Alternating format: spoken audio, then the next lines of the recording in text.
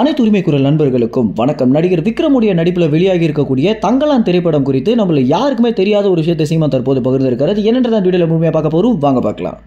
விக்ரமுடைய தங்கலான் திரைப்படம் தற்போது வெளியாகி அமோக வரவேற்பு பெற்றுட்டு வந்துட்டு இருக்கு அப்படின்னு தான் சொல்லணும். இதுல ரொம்பவே முக்கியமான நபர்களாக விக்ரம், பா ரஞ்சித், ஜிவி பிரகாஷ் இவங்க மூவரும் தான் இந்த படத்துடைய கதாநாயகர்கள் அப்படின்னு சீமான் உட்பட நிறைய அரசியல்வாதிகளும் நிறைய முக்கியமான நட்சத்திரங்களும் பார்த்தீங்கன்னா இந்த ஒரு படம் குறித்து பாராட்டு தெரிவிச்சிருக்காங்க. இதுல சீமான் தற்போது விக்ரமிடம் நேராகவே அலைபேசி மூலம் வாழ்த்து சொன்னது மட்டும் இல்லாம அவருடைய ட்விட்டர் பக்கத்தில் ஒரு சில விஷயங்களை பகிர்ந்திருக்கிறது. என்ன அப்படின்னா, இந்த படத்தை வெளியாகிறதுக்கு முன்னாடியே சிறப்பு காட்சியாக நாங்கள் அனைவருமே பார்த்துட்டோம் அப்படின்னும், அப்பவே விக்ரமுடைய நடிப்பை பார்த்து எனக்கு ரொம்ப பிரமிப்பாக இருந்துச்சு அப்படின்னு சொல்லிய கையோடு அதுக்கு பிறகு பா ரஞ்சித் பார்த்தீங்கன்னா இந்த ஒரு விஷயம் குறித்து பேச வேண்டாம் அப்படின்னும், படம் வெளியாகிய பிறகு நம்ம எல்லாரும் பேசிக்கலாம் அப்படின்னு அந்த ஒரு இடத்துல சொன்ன காரணத்தினால தான் அந்த படத்துடைய சிறப்பு காட்சிகளை முடிச்ச பிறகு இந்த படம் குறித்து நான் எந்த விஷயமே பேசல அப்படின்றத சீமான் பகிர்ந்திருக்காரு.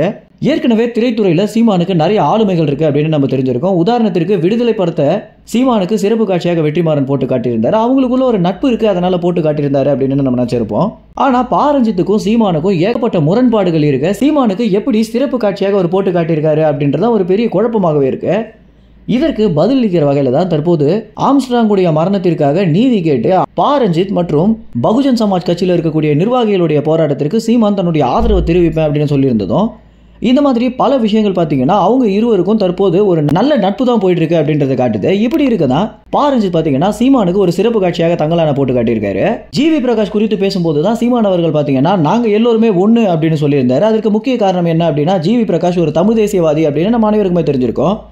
பல மேடைகளில் தனக்கு பிடித்தமான தலைவர் யார் அப்படின்னு கேட்கும்போது ஜிவி பிரகாஷ் கொஞ்சம் கூட யோசிக்காம வேலுப்பிள்ளை பிரபாகரன் அப்படின்னு சொல்லியிருந்தது பார்த்தீங்கன்னா நிறைய பேர் இடத்துல ஒரு பெரிய பரபரப்பை உண்டு பண்ணியிருந்துச்சு, சர்ச்சையை உண்டு பண்ணியிருந்துச்சு. இந்த அளவுக்கு திரைத்துறையில் சீமானுக்கு ஆளுமை அதிகரிப்பதை குறித்து என்ன நினைக்கிறீங்க அப்படின்றத உங்களுடைய கமெண்ட்ஸில் தெரிவிங்க. நன்றி, வணக்கம்.